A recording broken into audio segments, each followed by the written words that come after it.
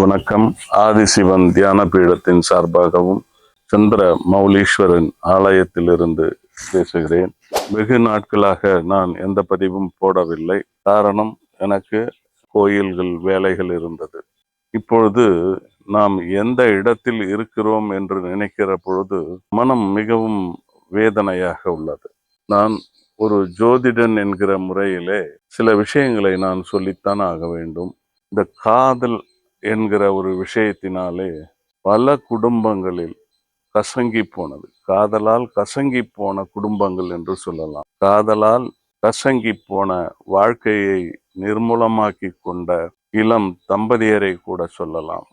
கஷ்டமான ஒரு சூழ்நிலையில் இருக்கிறார்கள் என்று பார்த்தால் பெற்றவர்களின் மனநிலை மிகவும் மிகவும் பாசத்தால் படுகொலை செய்யப்பட்டது என்றே சொல்லலாம். காதலிப்பவர்கள் திடீரென்று ஒருவரை நம்பி தங்களையே ஒப்படைக்க தயாராகிவிட்ட இந்த காலகட்டத்திலே பெற்றவர்களின் பங்கு ஒன்றுமே இல்லை இதுல. ஏனென்றால் யாருமே எனக்கு தெரிந்த வரையில் தாய் தகப்பனை கேட்டுவிட்டு காதல் செய்வதில்லை. வேலைக்கு சேர்ந்த 3 மாதத்திலேயே காதலில் சிக்கி விடுகிறார்கள். பெண்களாகட்டும் ஆண்களாகட்டும். எதற்காக இவர்கள் வேலைக்கு சென்றார்கள் என்ற அந்த காரணமே அடிபட்டு போகிறது. நீங்கள் காதல் செய்வதற்காகத்தான் வேலைக்கு சென்றீர்களா என்ற கேள்வி வருகிறது. வேலைக்கு சென்று எவ்வளவு நாட்களில் காதலிக்க ஆரம்பித்தீர்கள் என்றால், ஒரு சிலர் 1 மாதம் என்கிறார்கள், ஒரு சிலர் 3 மாதம் என்கிறார்கள், ஒரு சிலர் 1 வருடத்திற்குள் காதலில் விழுந்து விட்டோம் என்கிறார்கள். அதிலிருந்து எப்படி இவர்கள் விழுந்தார்களோ கண்மூடித்தனமாக, அதே மாதிரி அதிலிருந்து வெளிவரவும் முடிவதில்லை. வரணும் என்று நினைத்தாலும் வருவதில்லை. காரணம், தான் சம்பந்தப்பட்டது மட்டுமில்லை, இருவர் சம்பந்தப்பட்டதாக ஆவதால் ஒருவர் வெளியிலே போகலாம் என்றால் இன்னொருவர் அனுமதிப்பதில்லை. இதிலே மதம் ஜாதி எதுவும் இல்லை. நான் மதம் சார்ந்ததோ அல்லது ஜாதி சார்ந்தோ பேச வரவில்லை. காரணம், இந்த காலகட்டத்திலே இதையெல்லாம் பார்க்கும் நிலையிலே யாரும் இல்லை. ஜாதி ஒரு பக்கம் இருந்தாலும் கூட மதம் என்று வரும் பொழுது நாம் மிகவும் யோசிக்க வேண்டிய ஒரு காலகட்டத்தில் இருக்கிறோம். காரணம், ஒவ்வொருவர் அவரவர் மதத்தின் மீது பைத்தியம் பிடித்தே இருக்கிறார்கள். மதம் என்பது என்ன அப்படி என்ற புரிதல் இல்லாமல் இருக்குது. மதம் என்றால் மதம். யானைக்கு மதம் பிடித்ததுன்னா என்ன பண்ணுவது? அதுதான் இதுக்கான பேரே, அதுதான் மதம். இது மதம் என்பது இது ஒரு கலாச்சாரம். கலாச்சாரத்தை போய் மதம் பிடித்தவர்கள் போல பிடித்து கொண்டு ஒரு சிக்கல்களை உருவாக்குகிறார்கள். என் மதம் மட்டுமே சிறந்தது என்பதும், ஆண்கள் ஒரு மதமாக இருந்தால் அவர்களுடைய மதத்திற்கு பெண்களை வலுக்கட்டாயமாக வர வைப்பதும், காதல் செய்தால் நீ என் மதத்திற்கு மாறினால் மட்டும்தான் உன்னை நான் திருமணம் செய்து கொள்வேன் என்று சொல்வதும், இதை எப்பொழுது சொல்கிறார்கள் என்றால் அந்த பெண் இந்த ஆணிடம் பைத்தியமான பின்னாடி மிகவும் ஏமாற்றுகிறார்கள். இதை சிறிதளவும் படித்த பெண்கள் சிந்தித்து பார்க்கும் திறனை இழந்து விடுகிறார்கள். இது மாதிரியான விஷயங்கள் என்னிடம் வரும்பொழுது ஒன்றும் செய்ய இயலாதவனாக இருக்கிறேன். அந்த குழந்தையை பெற்றவர்கள் இங்கே அழும் பொழுது நமக்கும் சேர்ந்து அந்த பாதிப்பு மனதளவில் ஏற்படுகிறது. வளர்த்தது தவறா அல்லது தவறான இடத்திற்கு வேலைக்கு போனது தவறா புரியவில்லை எனக்கு. வளர்ப்பதில் என்ன தவறு இருக்க முடியும்? தன் குழந்தை மீது பாசமாக வளர்க்கிறார்கள், அதிக கவனம் செலுத்துகிறார்கள், சுதந்திரம் அதிகமாக கொடுக்கிறார்கள். இதையெல்லாம் நீங்கள் வேறு விதமாக பயன்படுத்தி கொள்ளும் இந்த இளைய தலைமுறை மிகவும் பாதாளத்தை நோக்கி சென்று கொண்டிருக்கிறது. இதைத்தான் கலியுகம். அதிகபட்சமாக அந்த குழந்தைகளை பெற்றவர்கள் அவர்களுடைய மன குமுறலை சொல்லும் பொழுது, மன வேதனையை என்னிடம் பகிர்ந்து கொள்ளும் பொழுது, இறைவா, இது தேவையா என்று சொல்ல தோன்றுகிறது. இறைவனுக்கு படைத்ததோடு அவனுடைய வேலை முடிந்து விட்டது என்று இருக்கிறாரோ, அல்லது கல்லாகி போனதனால் எதையும் கண்டுகொள்ளாமல் இருக்கிறாரோ என்று தோணுகிறது. எல்லாருமே இறைவன்கள் என்று பார்த்தால் எல்லாமே காதல் திருமணம் தான் செய்திருக்கிறார்கள்.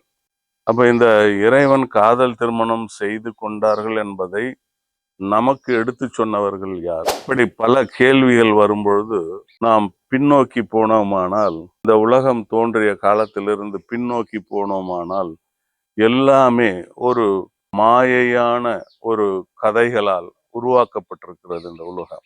உண்மையான கதைகள் அல்ல, இதெல்லாம் மாயமான ஒரு கதைகள். பொய்யை பெருமையாக சொல்லி அதை பெருமைப்படுத்தி அதை உண்மையாக மாற்றியதனால் வந்த வினைகள் இது அத்தனையும்.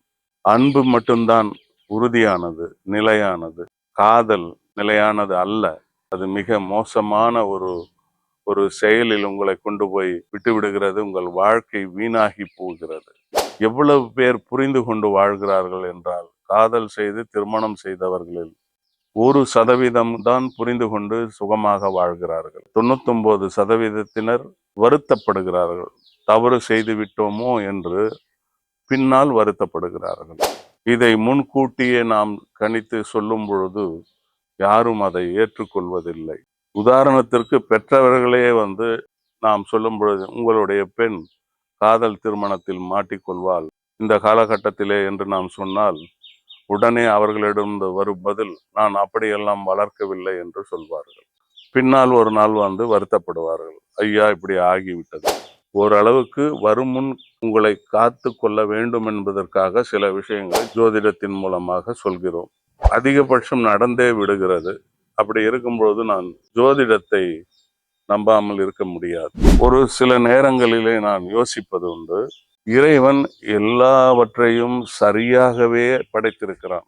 ஆனால் அவர்களை வழி நடத்தி செல்பவர்கள் யாரும் சரியான பாதையில் இதுவரை வழி நடத்தி செல்லவில்லை. முன்னிருந்த குருமார்கள் எல்லாம் இப்பொழுது இல்லை. இது கலியுகம். குருமார்களும் மோசமான ஒரு அமைப்பில் தான் இருக்கிறார்கள். அதனால் யாரும் சரியான பாதையை உங்களுக்கு காட்டவில்லை, காட்டவும் மாட்டார்கள். காரணம், ஒரு கட்டத்தில் அவர்களே சிக்கி போகிறார்கள் பெண்களிடம். காரணம் பஞ்சும் நெருப்பும் போன்றது. ஒரு பெண் ஒரு ஆண் என்று சொன்னால் பஞ்சும் நெருப்பும் பக்கத்தில் இருந்தால் என்ன நடக்குமோ அதுதான். இது கடைசியில் எங்கு கொண்டு போய் விடுகிறது? சற்று யோசித்து பாருங்கள். நன்மை தராது. உங்களுடைய கவலை என்று வந்தால் யாரிடம் முறையிட வேண்டும்? முதலிலே தாயோ தந்தையிடமோ முறையிட வேண்டும். உங்களுக்கு அப்பொழுதும் சரியான ஒரு பதில் கிடைக்கவில்லை என்றால் இறைவன் பதில் சொல்ல மாட்டார்.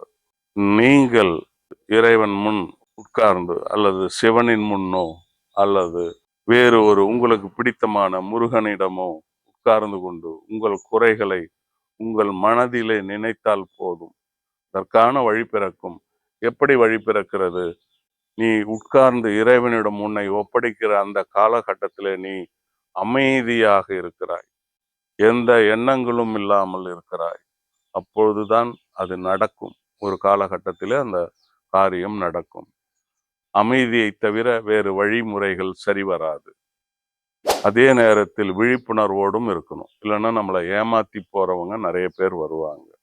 இந்த காதல் விஷயத்தை நான் அதிகமா பேசி பேசி சலித்து போய்விட்டேன். இனிமேல் இது குறித்து நான் பதிவுகள் போட விரும்பவில்லை. கலியுகத்திலே எல்லாம் எப்படி நடக்கும் என்றால், அழிவை நோக்கித்தான் மனிதன் செல்வான். அழிவை நோக்கித்தான் எல்லா காரியங்களையும் செய்வான்.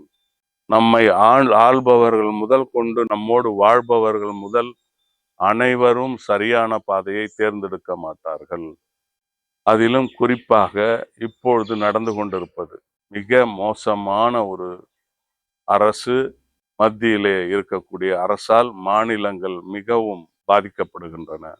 எனவே இளைஞர்களே, இளைஞிகளே, உங்கள் வாழ்க்கையை மிக நுண்ணியமாக பார்த்து நடத்தி செல்லுமாறு உங்களை வேண்டி கேட்டுக்கொள்கிறேன். நம சிவாய, நம சிவாய. Yeah.